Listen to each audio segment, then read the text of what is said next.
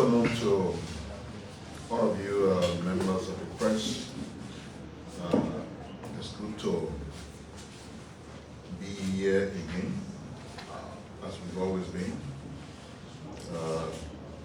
Let me first say we're very pleased with all of you who are from time to time covering the press briefings of the Ministry of Information. You are very crucial to the work we do. Without you, the messages we want to get out there will certainly not be there. So that's how important you are. It's a partnership. Let us keep the partnership going, because we have a commitment to always provide information to our people. It is the right of the Liberian people to be talked to by their government.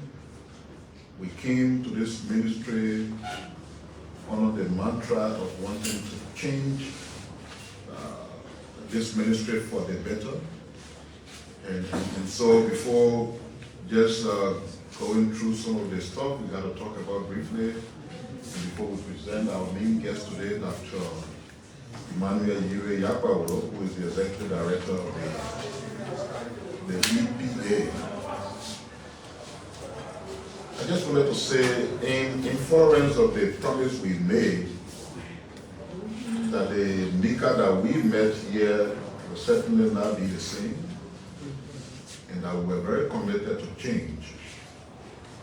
We will shortly start a bidding process for the total refurbishment of the Ministry of Information complex. Currently, we're contemplating on what will happen when that process starts. Because of the massive nature of the refurbishment work, we'll not be able to be using the building while we do the work. What that means is that we'll have to totally vacate our current complex. And so, holding that constant, each of you who are attached to the ministry and are working with the different media institutions, when you are coming here to do your work, you're going to see a different Ministry of Information. The ministry that will look like something that has been rebuilt. This ministry is very old. I remember this is where ELBC started broadcasting from. So you can think about that. And then imagine how old this building is. When we got here, we promised change. Fortunately for us, it's not taking years to have that change made manifest. But the change is now on the verge. We have support to ensure that total refurbishment that will touch every part of the building, from the very top of the building, the roof, to the bare floor in here. When you enter the Ministry of Information, you will know you are the Ministry of Information. The fact that the President has made it a policy position that this is where the government will speak from, and that all of the different ministries and agencies are coming here to speak, it means this ministry has become somehow the face of our country and the government. So I don't want people coming from VOA, from BBC, from everywhere, and they have to come and follow the government's communication initiative, and the first thing that happens is that as they approach the building itself, they get depressed. I guess most of you who are coming here every day to cover us, when you come in and you look at how the building looks, you feel bad. And I just wanted to formally now say, as we promised, since we took over, that change, which reflects in the way this ministry looks, is now on the way. We'll do the bidding process, independent and very credible and transparent bidding process. And we'll make sure the right entity is chosen to do the work we want to do here, so that at the end of the day, when you see this place, you're convinced that we've done a great job. There's been a lot of noise in the country in the past about earth moving equipment that were meant to just revolutionized things in Liberia. We did promise that it was a focus of the government. It's an intervention that we're interested in, and we're not going to walk back on those interventions. In the coming days, we will have more details to give you. But before we get ready to do the details, we just thought that we needed to be, especially from the perspective of the Ministry of Information, we thought we needed to be proactive, and we thought that we need to do our best to be open and not dive into secrecy. So we thought it is important to first announce to you, members of the press and the Liberian people, the actions are being taken. And let me just give you some perspective first. This year, Liberia will celebrate 177 years of existence. Many of the countries around us got their independence in the 60s. We're talking about 1847. Many of them are pretty young.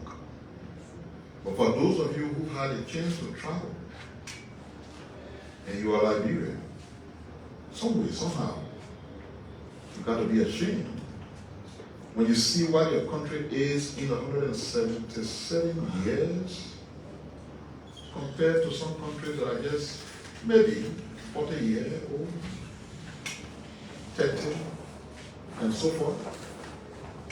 So President Waka is firmly committed to changing this ugly history of our country. Many of you who come from far places, I guess some of you journalists here, you're from Riverside.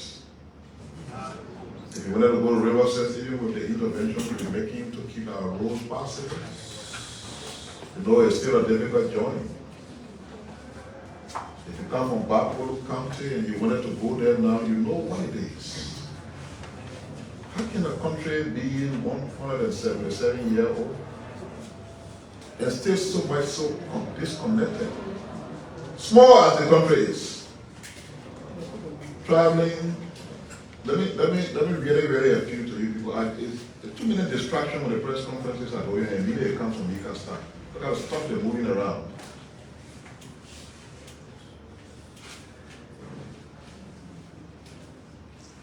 So we got to think about this.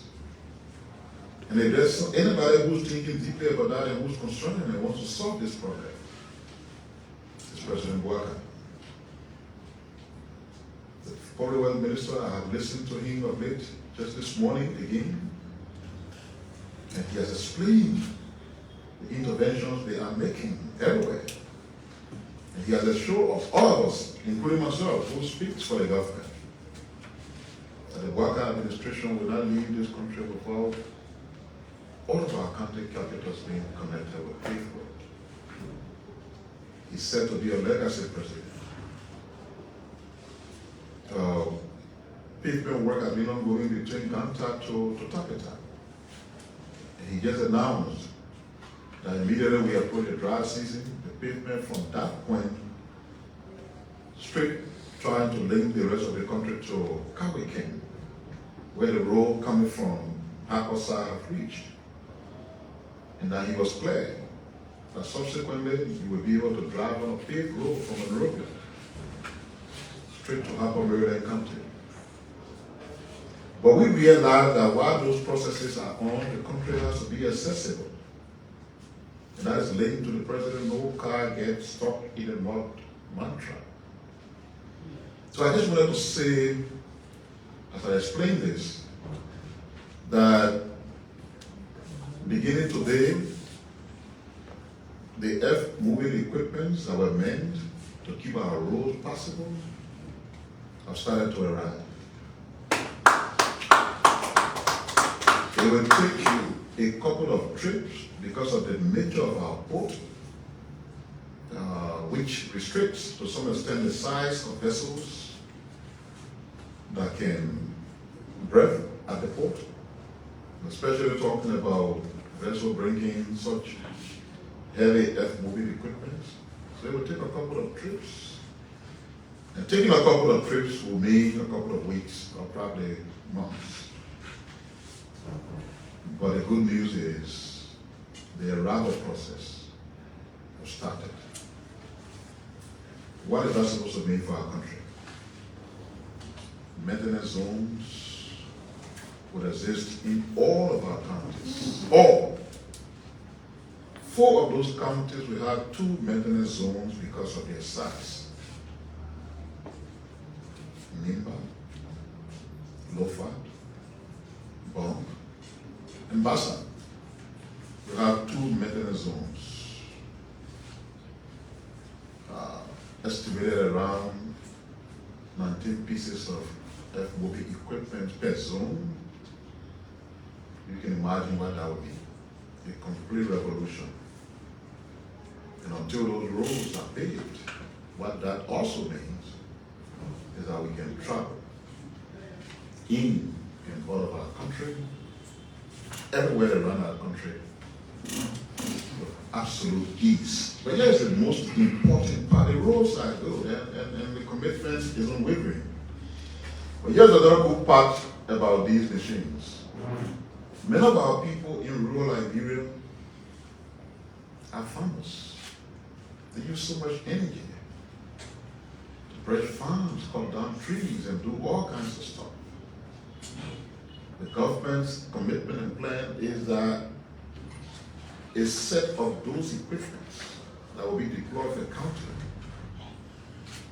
will be set aside to enhance the efficiency of farmers. So, for example, Jeremy Pia is a farmer in somewhere in Grand Bassa County. He doesn't have to be worried about cutting or breaking his farm. Those machines from government will make those interventions. You will see your farmland clear with no cost to you. You just got to focus on planting your crops. What a revolution that is. It will enhance and improve food production in addition to enabling us to be able to travel freely in and around of our country. And let me just say some of the stuff on roads as we're talking about that. I'll run over there because sometimes the detractors want to keep themselves busy trying to convince people who don't need to be convinced. Some looking for old pictures of years back of cars stuck in mobs and putting it around Facebook. Who are you misleading? If you post something like that, you say this is, for example, the road into Grandville. The folks who live in Grandville, they are aware that they're even using keke on the road. Who do you think you're fooling? Yourselves. Because the man who's experiencing the thing you're trying to mislead him. Some people who posting those things, they've not left Monrovia for the past 5 years. They don't even know how outside of Monrovia Road. But they're trying to tell the man who's living there, the man who is getting into a keke from one point to another, they're trying to tell the man, this is what the condition looks like to where you are. You're destroying your credibility. Nobody will take you serious. When the foundation of your engagement is all about lies, nobody takes you serious. So we just sit sometimes watch and say, let them go ahead and destroy themselves. And the public work minister I listened to him this morning, he said, look, asphalt pavement starts from Tapeta to Zwedru. And then the fish town, that's about 375 kilometers. And that starts, according to him, at the end of this year. That's when all the plenty of rain will start. And he said it will run straight into 2025. So finally, Maryland County will be connected to Monrovia by paved roads, he says. Banga to Salaye will be completed by May next year. I'm not talking about putting caterpillar to grade around, I'm talking about asphalt pavement. And then the discussion for the extension to Konya is currently ongoing. But it's clear that those entire corridors will be connected before President Wada leaves power. What a legacy president he will be. Full feasibility study is being conducted by the African Development Bank from Wonderman to Foya to Medicoma. And this will set the stage for sourcing the funding in the bank. And I mean the African Development Bank is likely a potential funder for that section of the road. They've been doing a great job in the southeast. Most of the pavement you see going is by the African Development Bank. They are still engaged with us. For the much talk about coastal highway that was heralded by the past administration, we're supposed to move from MICAT to Sesta and to Greenville. Feasibility study is ongoing, which means it's a target by the government as well. Look, what you all will be experiencing is something that I would want to describe as a spokesperson of the government as a development vuvuzela. You are accepted. But if it pains you, label the pains. I mean, something got to be wrong, right? Some people get angry about good news in their country because it's not there. Good things are not supposed to happen when you are in charge. So for the sake of your political dissatisfaction, the country should remain down until it's you. It means you're thinking about yourselves, not the people. If your goal is about the people, it doesn't matter whether you in charge or not. Oh, I remember when President Selig came to power. I come from Grand Bassa, by the way. It used to take me 5 hours from Monrovia to Kenya. The road was non-existent. When that situation changed, I was in Kenya every weekend. So we got to embrace the transformation of our country. And by the special grace of God, we got a president now who's ready to lead the charge and who has been able to recruit able lieutenants, competent and dedicated, helping him lead that change. I mean, that put it square there. How many of you in there or here who been covering the ministry from Charlie Kintown? And I feel good that under the Kwaka administration, you got a minister who changed the whole place in 1 year. About in the also, Madam must say that's what happened because you're not there. You know how? I went there before I know that deputy minister, acting minister. You know how we fought to change the building to just repair? It didn't work. But from the experience of that time, if I see a leader today who has stood by the team and is not ensuring that teaching that has not happened in decades and decades and decades and decades happening in 1 year, if it does not convince you that we are marching to Zion, it does for me. And all of you should be stakeholders. Sometimes, some of you, many of you are good people, but some of the media entities just bent on negativity, creating one story after the other. And sometimes, no regret, even if you found the facts, that this story here is not correct, the man will still stand by his story. There's somebody who has reported that your Rebecca Pia is dead. And then he walks, he comes and you see the man living. He told me you say, I still stand by my story. What kind of generation that? And that brings me to what looks like a smear campaign against the Minister of Labor. And we don't take this thing to say that personal issue yet may handle it. If somebody is an official of the government, if they're doing something wrong, and you report it, we embrace it because we want you to help us to find people who are doing bad. But if it is just an attempt to smear people's campaign, then we are under obligation to talk about it, not necessarily as a defense for the person, just to put things in context. The suggestion that Councillor Cry is involved in quote-unquote conflict of interest. And that is because the law firm that is supposed to be representing the NPA, Cry is supposed to be linked to that law firm.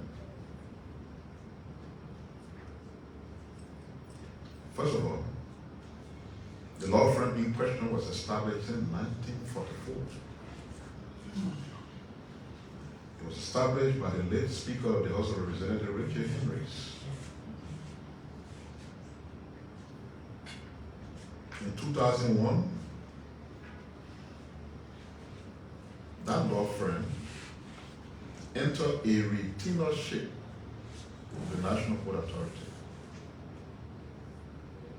And there's a retainership between you and somebody that means they represent your legal interests. And even in the last 6 years, that retainership was there. In the very last 6 years, Councillor Cry was the minister in the government. Nobody saw that one. But even though the law firm is called Henry Cry and something else, that Cry is not Councillor Cooper Cry. Councillor Cry family is a family that can wake up in the morning, they have law for breakfast, for lunch, and for dinner. So beyond his daughter, who is also in White, I don't know whether she has graduated already, called Columbia, he has a son called Prince Cry, who's a lawyer, who is an associate of the law firm. And he has been there since 2001. So how now a retainership that has existed since that time is now supposed to be because the people cry headed of quote-unquote conflict of interest. And this is coming on the wheels of the group of persons who were dismissed by the NPA management, going to court, suing for over $1 million damage, and the case thrown out of the court by the civil law court.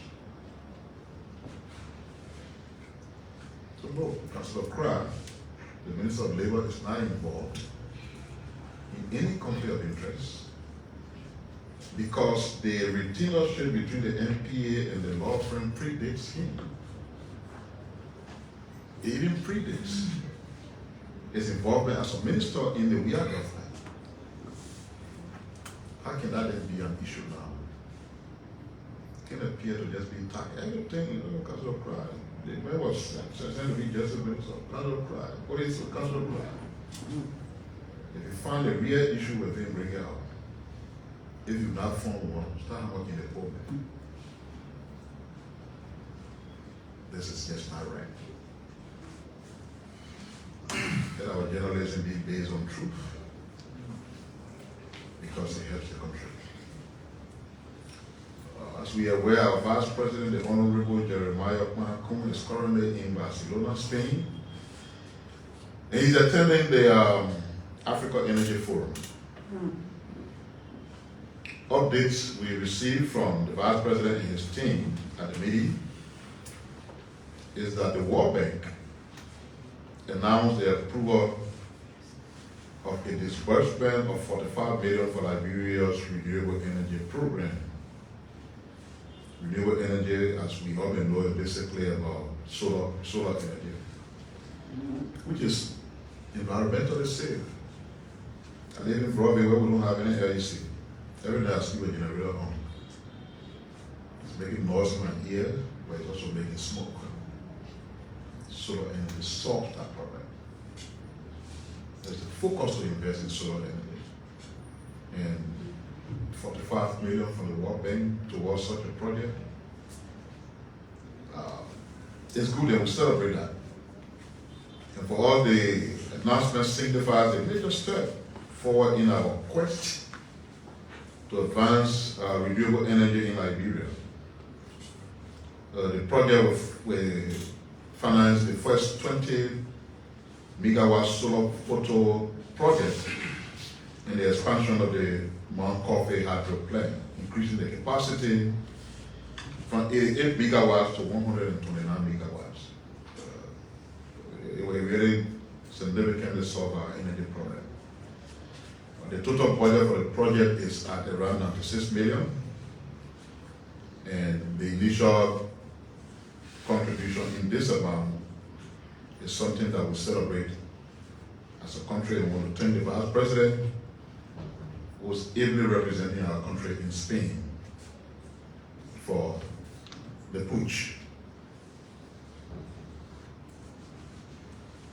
Asset declaration. I mean, we just want to say a little bit about it because sometimes we don't celebrate the good things.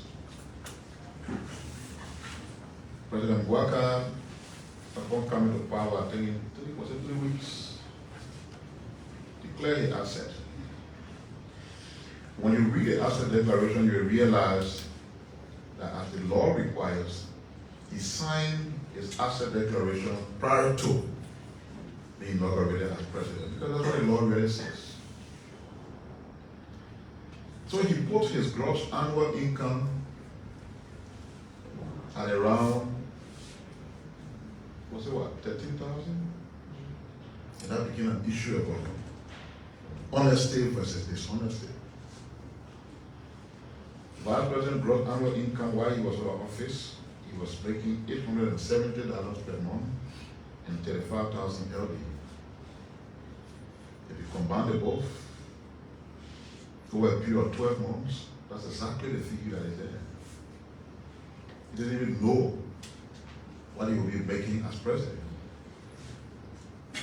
And what he's supposedly supposed to be making as president cannot constitute an asset of his. It's not for him. There's no measurement of that. And so part of the reason is that's why with engagement with the LACC, the focus has been on how to rework the fund that has been used. I know how it even means. It took some time to declare an asset because the fund appears complicated.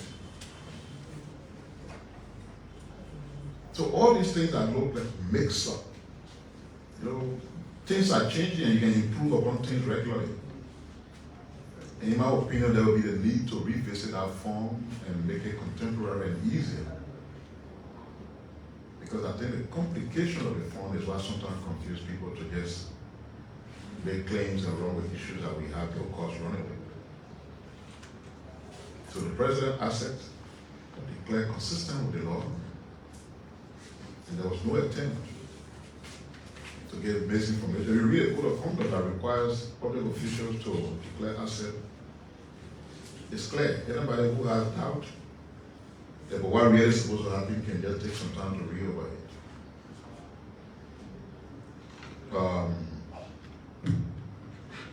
One of the things that have helped us is we try to make our security sector overly responsible. And one of the groups that have been doing so well is the AFL. They say the AFL is the force for good. And it's true. If you see how prompt they are in trying to deal with people who have excesses,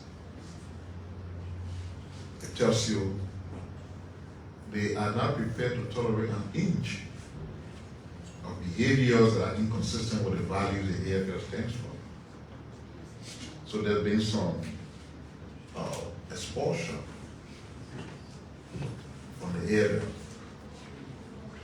And I know it's already widely publicized, but the only thing we wanted to say about that is to say that is a clear manifestation that the AFL, especially with the leadership of the current High Command, and with administrative responsibility for the Ministry of National Defense,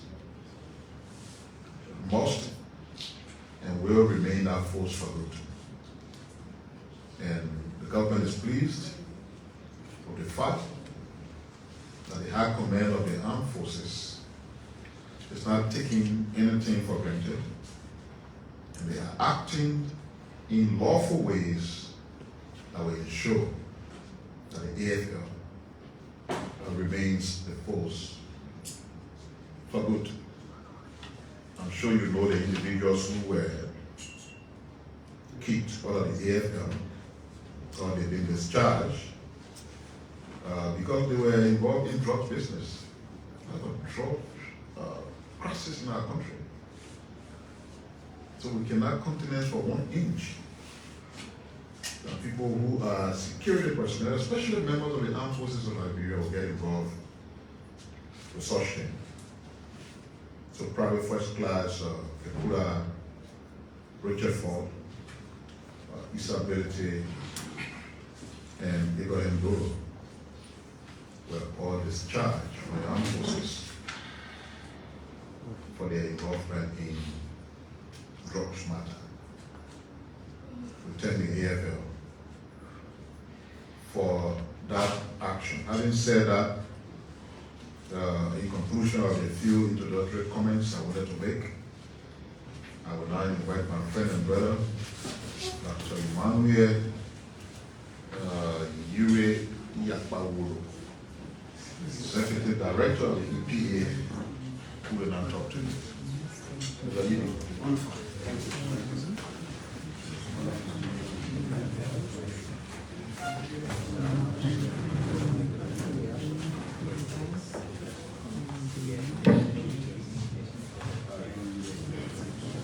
Great.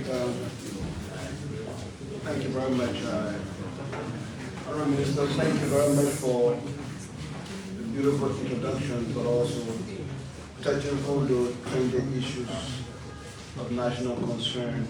Very do appreciate the opportunity to be here. Today we want to speak to you just briefly about what is going on at the EPA. We'll focus on the violations of the environmental protection law of Liberia and what are we doing about it. I think that's really what the question of our time here is. Briefly, the EPA is doing well. Since we took over, the staff are working very hard on a difficult circumstances to enforce the law of Liberia. Our voices are heard in international discussions, the UN climate change and the rest of it. We spent some time in Germany the other time. We just also want to see something very sad news that occurred quite recently. One of our employees, one of our drivers sometimes, I'll get back to that slide. He passed away in one of the clinics. The story very sad. So the family is mourning right now, along with other members of the EPA as well. We have had some sad situation there. But we are grieving at the same time we are working. So we're going to present a slide. Our presentation basically will be viewing a slide because we want you to see some of the things we're talking about. Thank you. So let's get to the next slide now. We will briefly talk about the importance of wetlands and what that means for our country. Liberia and other cities in Liberia have been suffering from fraud. We want to talk about that and what the EPA is doing. And the question of the issue is companies and individuals that are violating the environmental laws of Liberia and what we are doing about it. We can get some conclusion and hopefully we can get a few questions at the end. That's the purpose of our being here. So the importance of wetland. Wetland is very important. These are places that are normally wet, swamp, lake area, estuaries, area where we have mangrove swamps. These are areas that absorb water, breeding places for fish, and they present to us a host of what we call ecosystem services. Services that we may not be able to get like in a monetary term, take for instance the source to drink plain water is the ecosystem service. Even the fish together as well. It is estimated that globally, wetland and the kind of services that represent us is about $47 trillion. There's a particular type of wetland in the world, but also in Liberia called mangrove. If we take care of our mangrove in Liberia, we can generate up to very close to $100 million per year. From that, they serve as carbon sink. That's a whole topic we can get into. We don't have much time to go through the detail, but they're very important. What we see is that we see a picture of a wetland right there, but you can flip to the next slide. What we do see is that the wetland has been degraded so much so, and there are several reasons for that. You know, Monrovia particularly is overpopulated. Years of civil war and a lot of migration into the city, so a lot more people, and people have to find places to construct homes and the rest of it. But something as we want to bring in a form of education to the public, Liberia has dry and rainy season. During the dry season that is much more prolonged, especially in December and January, a lot of wetland area will become very dry. It will become sandy, and so a lot of people will start to build in those areas, not knowing that sooner or later the whole place will be flooded. So is particularly ignorance of the landscape and trying to navigate between rainy season and dry season. I know a friend of mine in the States wanted to buy land somewhere on the Marshall Highway, and he sent me to go look there. But the landowner was taking me there in August, who had initially built a foundation in that area during the dry season. And on our way there, the girl who was about to sell the land, said she gave up the amount of water. But the previous dry land, she built a foundation, and the gentlemen were trying to purchase the foundation of the land. Of course, the purchase did not go through. But I'm just talking about the difference between the dry land, the dry season and the rainy season that causes some of this problem. Climate change, of course, increase in flood, increase in rainy season or dry season. West Point here has been threatened, but we are happy to report that there is funding to be able to prevent West Point. So some work will start there, the research work is going. Government has made some good money available as counter funding from some international funding to help us to be able to save West Point. So some of the work they are going on. But people have literally man-made flaws when you block the drainage. The issue of plastics and using the drainages as area of dumping ground. It is really bad, and we're asking the citizens to please help us because it's pervasive, it's all over the place. And when you do that, if the water need to go through the drainage system, to get clogged. And where you expect the water to go, it will find a way somewhere. The same way if you fill in the wetland, the swamp, you use that as dumping ground, and the rest of it, you're really doing bad. And we are getting poorer because of that. Because when flood water goes into a home, it can really destroy the whole place. So we're asking the citizens to help us, and that's the reason why we are encouraging community clubs, for communities to come together and form themselves into a group that we can be able to support, so they take matters into their own hands. So if somebody wants to build in your swami and your, you will prevent them, and you can be able to collect your trash and the rest of it. So we are encouraging community to come together, what we call community clubs. We've already started establishing some in school in terms of environmental clubs. So the picture you see there is Representative Anders, Senator Anders. They're showing the type of flooding situation and the rest of the pictures. But what are we doing about it? We just discussed the problem, you get further the next slide. What the EP is doing about it? So we are carrying on mapping the wetlands. I want to just introduce the rest of my officials that came here and the protocol. But Gala, at some point, he will speak, he will join me because he's the chair for the Department of Compliance. He's doing most of the efforts. and all of our folks who are working at the EP as well. But we are mapping up the hotspot area, and we're developing a kind of for vulnerability map as well. We are enhancing community efforts, carry on massive awareness in other areas. We are putting in, a soundboard here, and so as to serve as deterrents. Other areas we have actually gone and demolished some other structures in the wetland. We are doing that, but there are still challenges because many people are involved with it. So at some point, we're going to be asking the National Police to help us, and also the Ministry of Justice, in terms of court actions and the rest of it. And the pictures on the right is just some awareness and environmental officers conducting some training in the poster picture. Next slide, please. The main issue of today is deterrence. Laws are made to guide human interactions. Without law, in most instances, there will be conflicts. But if laws are not enforced, it seems to be that there is no law, and we come up with the same problems.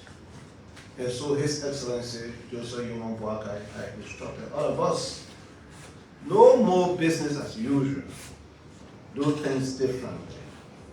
Enforce the law of Liberia. Because it's only through that we'll get the needed development we're talking about. In fact, the data clearly shows one of the things that cause people to be bored and country not to progress is failure to enforce your law. And you can clearly see that between the developed country and the underdeveloped countries. In most instances, developed countries enforce their law. We don't. So one of the amendments of our president, we are going to go ahead and enforce the law. Let's go ahead to the next one.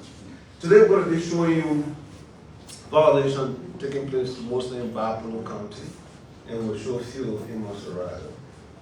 But later on we're going to be covering the entire country. Companies, especially companies, Class B mining companies, is getting out of hands. They are all in the forest, they don't have anything, they don't have any permit. One example is this company, JM Mining Company Incorporated in Bapalo County. The company has been operating a Class B gold mine since March of this year. The company does not have any environmental permit.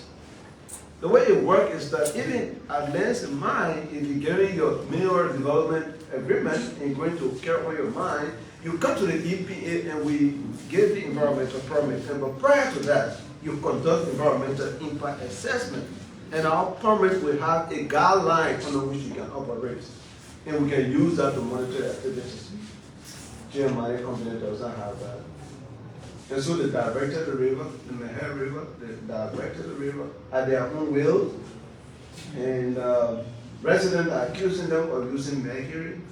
And we can go into long-term impact of mercury, both on the environment, but on the human population as well.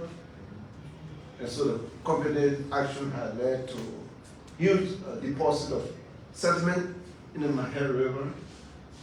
And the residents are really finding it difficult to be able to get water. Lab more violation, you can see two pictures there. Flip to the next slide.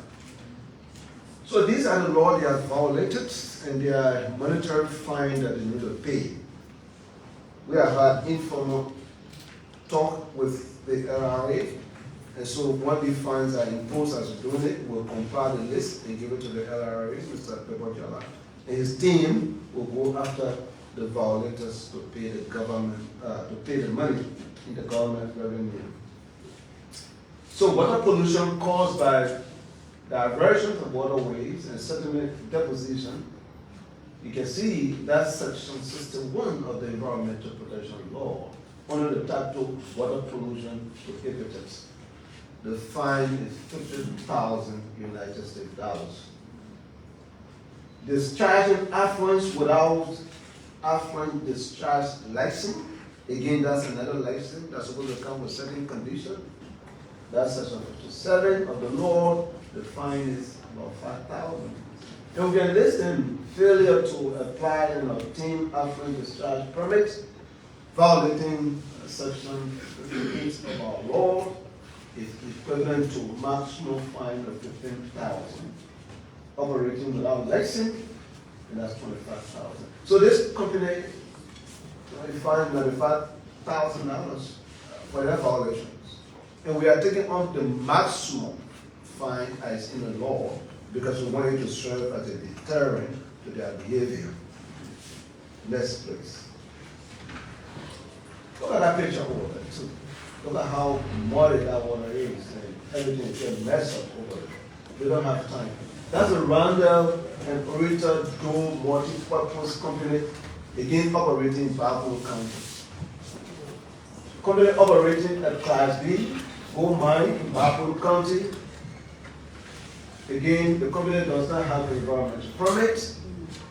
The company has completed mining activities at 2 sites and they moved to a third. The company activities at a new site have caused massive sediment deposits into a creek. The previous 2 sites were abandoned without any form of restoration. And many more just summarizing them. And so if we go through all the violations as well, when you see the violation, the fine is multiplied by 2, it means the violation in 2 different locations. Every location, you should conduct environmental impact assessment and get permit for any time you go to a new location. Even if you are a rental permit, you get take 1 permit and start using it all over. They are quite informed of that. So again, we summarize all of their violations for $140,000 they're supposed to pay as government fine. We move to the next. The Scott Investment Incorporated in Buffalo. Again, you can see the picture and see the level of destruction in our forest. The company operating a Class B gold mine. The company has completed mining at 5 different camps and then they moved to a new one. The company used a single EPA license to try to cover the rest, which is not the way to do it. They diverted a river as well. And they abandoned the other one. They like, you dig the hole, your mineral finish here, you don't have time, you move to a new location without any type of regard for law. To catalog all of their violations. And that amount to $400,000. That's what they need to pay by law. And so we posted our fine on that company. Next. This company has been in the news more extensive for the wrong reason. Our Chico Resources Nigeria Limited in Buffalo County. They operate iron ore mining company. They have environmental permits, but they don't have permits for affluent discharge. There's another one. Yeah. And so they take care on Lambo. There are three mining pits, and all are surrounded by wetlands, huge sediment deposits in the nearby river. There are about 3 communities situated within close proximity of the company operation. The company has not submitted their monetary report that they need to do periodically. See some pictures of their operation. And they too are hereby fined. Per the law, remember, we're very transparent about this. We're not making up any stuff. This is literally taken from the law. From the law, they are fined $135,000 that they need to pay. It's important. We get to the next one. China Union Investment in Palm County, another company. The company operates an iron ore mine, we all know that. It's transported to Monrovia, who are transported to the free port of Monrovia. The company is operating without environmental permit and affluent discharge permit. They don't have any. You wouldn't mind such a big company will come and operate without the kind of fundamental document they need to have in their possessions, so as to follow their work and make sure they're doing it properly. Company has commenced the construction of a new processing plant without any form of permit. Channel Union previously constructed a medium tilling processing plant, again without permit. And the pictures over there showing as to their affluence, how they discharge in that creek and how they mess in the whole place. Channel Union, based on their violation, they are here by law, fined a total sum of $120,000 US. Next. This one is in Monrovia, somewhere in the Fiamma community. It's a private property. That's the Jimmy E. Wella private facility in Monrovia. So, property means we're talking about the company. When you say property in the law, we're talking about like the client, the backfill, the wetland, the carry on construction without any form of permit, and when that construction work is completed, we foresee that flooding situation will be increased in the area. They are backfilling the wetland, which is bad. And then go to the punishment by law. Hereby fine on the environmental law, a total sum of $50,000. Yes. This full construction company in Monrovia, this is located on the SKD Boulevard Road. That area has been getting a lot of flooding in recent time.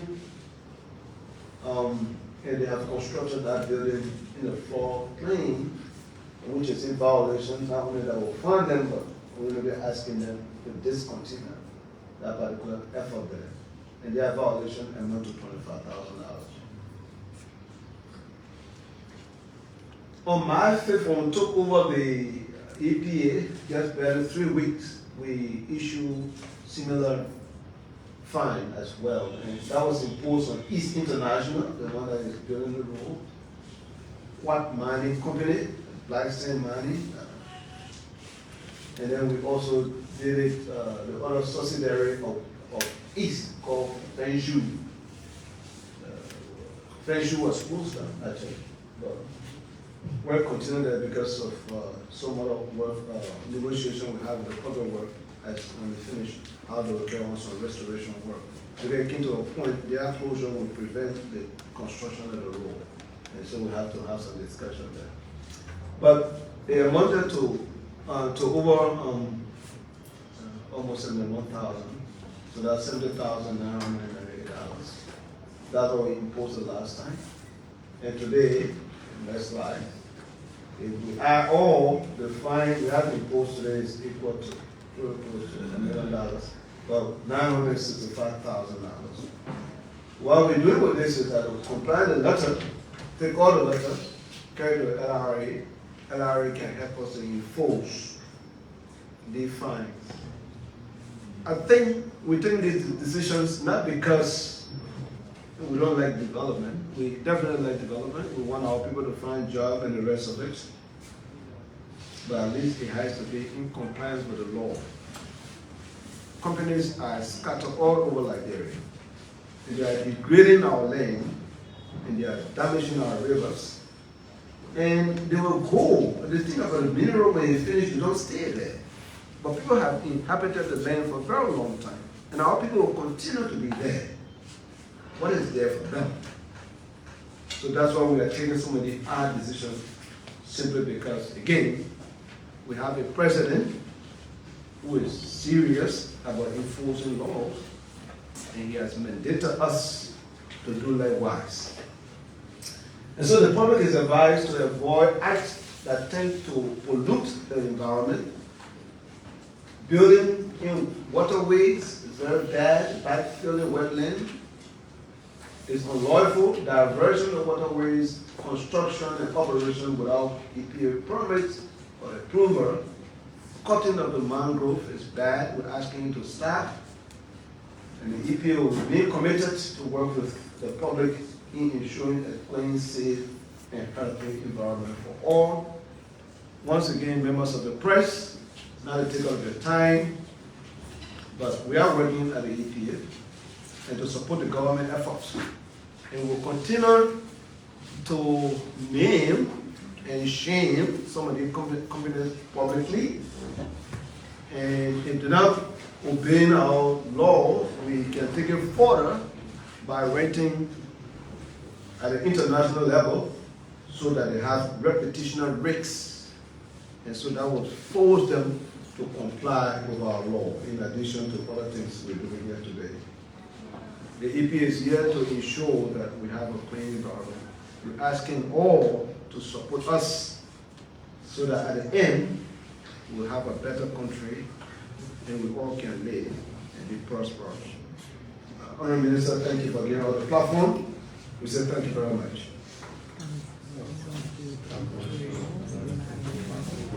So we move to the first questions. Please from the queue. Okay, President, so the public will have a seat and we will entertain questions from the press.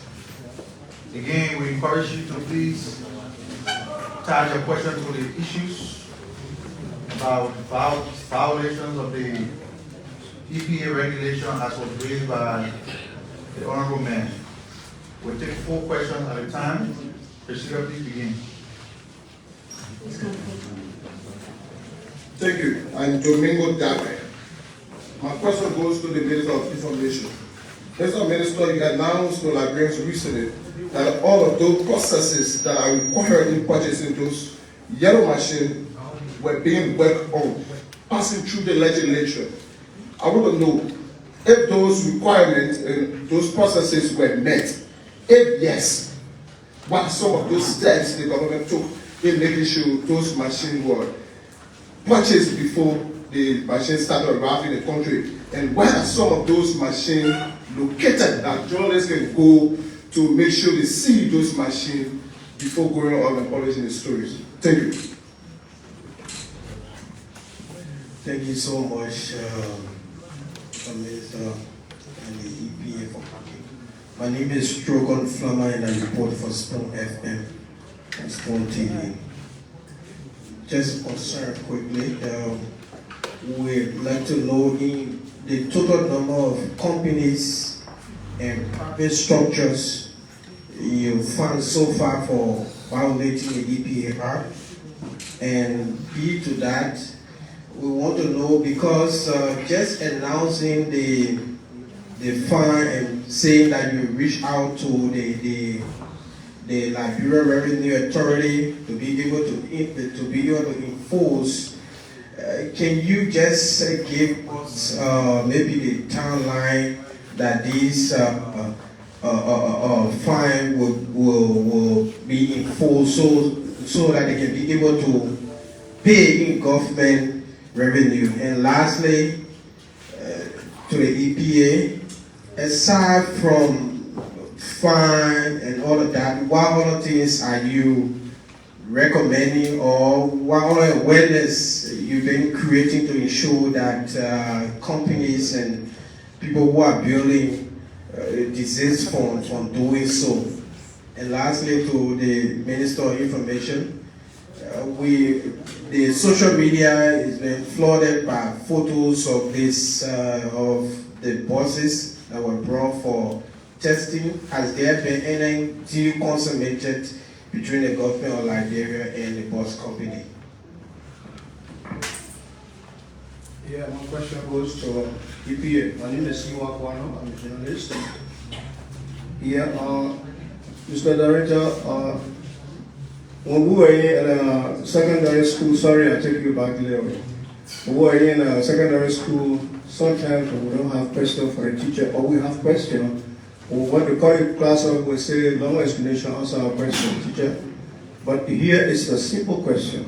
Sometimes we see work order, say stop work by EPA. And in a subsequent time, you will see the construction or whatever activities going on there has been completed, fully completed. What is your take on that? So we just take the last question for the day. Thank you. Mr. President, good afternoon to you, the Director of the EPA. My name is Wise Emulems. I report for LB Online.